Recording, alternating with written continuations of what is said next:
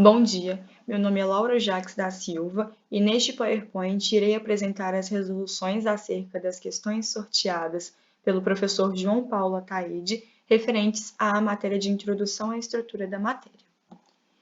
A primeira questão sorteada para que eu resolvesse foi a questão 4.23, que se encontra na página 166 do livro de Física Quântica adotada pelo nosso professor. Nela temos o seguinte enunciado: mostre em um diagrama de níveis de energia para o hidrogênio os números quânticos que correspondem a uma transição na qual o comprimento de um fóton emitido é 1216 angstrom. Para resolver a questão, devemos inicialmente observar que o espectro de emissão de radiação eletromagnética do hidrogênio ele não é contínuo, ou seja, apenas algumas energias serão emitidas, o que nos garantirá diferentes comprimentos de onda. Este comportamento é possível de ser observado na imagem presente no slide, onde vemos várias emissões de energia, várias energias emitidas e cada uma com seu respectivo comprimento de onda. Vários físicos utilizaram equações para que explicassem este comportamento a partir desse espectro do hidrogênio. Porém, Rydberg aprimorou equações já conhecidas anteriormente e chegou a uma que explicasse o comprimento de onda em relação aos números quânticos de emissão de radiação do hidrogênio.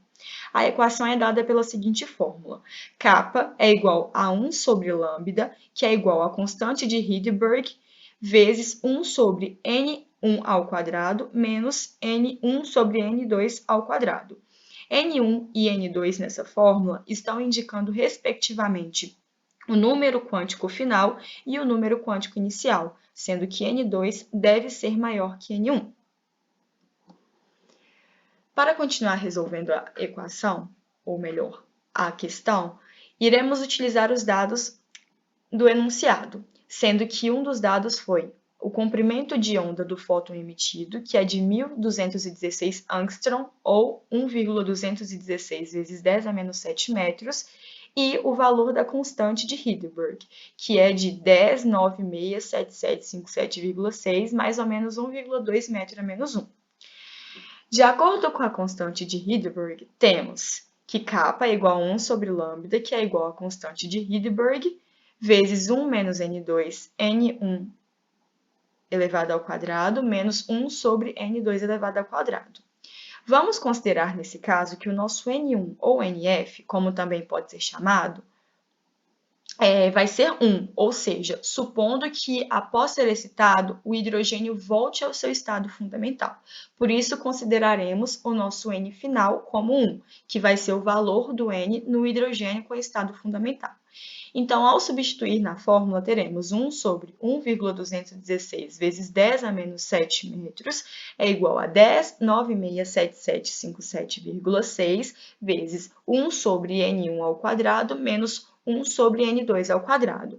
Ao continuar na fórmula, poderemos substituir o N1 ao quadrado por 1 ao quadrado, já que observamos anteriormente que em seu estado fundamental, o N1 do hidrogênio, ou o próprio N, como dizemos ali, NF, vai ser igual a 1.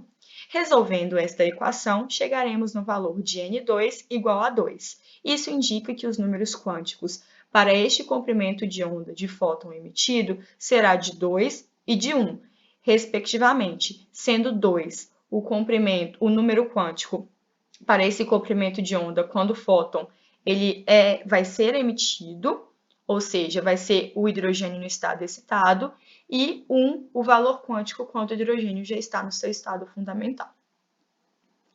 A segunda questão proposta foi a questão 1 da lista fornecida pelo professor, e ela tem o seguinte enunciado. Sirius, uma das estrelas mais quentes conhecidas, tem aproximadamente um espectro de corpo negro com lambda máxima igual a 260 nanômetros. Estime a temperatura na superfície de Sirius. Para resolver essa questão, devemos relembrar sobre a lei do deslocamento divino. Essa lei nos diz que os corpos negros emitem radiação em diversos comprimentos de onda, no entretanto, existe um momento onde a emitância é máxima, dado um certo comprimento de onda e sua relação com a temperatura. A essa emitância máxima damos o nome de pico de frequência de radiação. É o que podemos mais uma vez observar na ilustração presente no slide. Temos um gráfico de intensidade por comprimento de onda, onde percebemos que os picos de intensidade relacionados à temperatura de cada comprimento de onda. A partir disso, temos a equação de Wien, ou equação do deslocamento de Wien, onde ela é dada pela fórmula de lambda máximo, ou seja, o comprimento de onda do nosso pico máximo de frequência, é igual a B, que é a constante de Wien, sobre a temperatura do nosso corpo negro, dado em Kelvin. Para continuar a resolução do nosso problema, usaremos os dados presentes no enunciado mais uma vez, que são eles: comprimento máximo de onda é igual a 260 nanômetros, ou 260 vezes 10 a menos 9 metros, ou 2,6 vezes 10 a menos 7 metros. E a constante de Wien é igual a 2,898 vezes 10 a menos 3 metros Kelvin.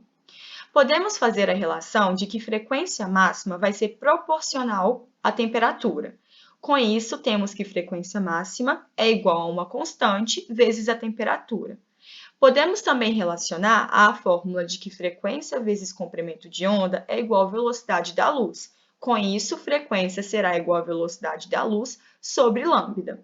Substituindo na nossa primeira fórmula, de que frequência máxima era igual a uma constante vezes a temperatura, teremos que a velocidade da luz sobre o comprimento de onda é igual a uma constante vezes a temperatura. E, consequentemente, 1 sobre comprimento de onda é igual a uma constante vezes temperatura sobre a velocidade da luz.